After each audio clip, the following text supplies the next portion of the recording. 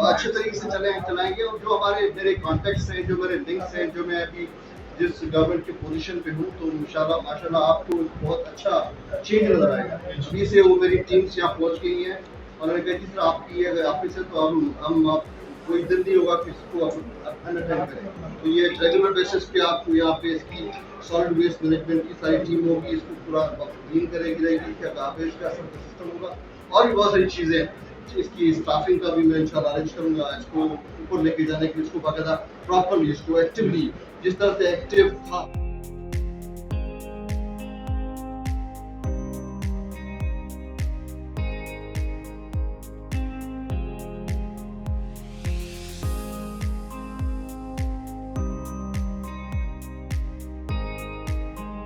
میں یہ سمجھتا ہوں کہ ان کی موجودگی میں کوئی خلا نہیں آیا.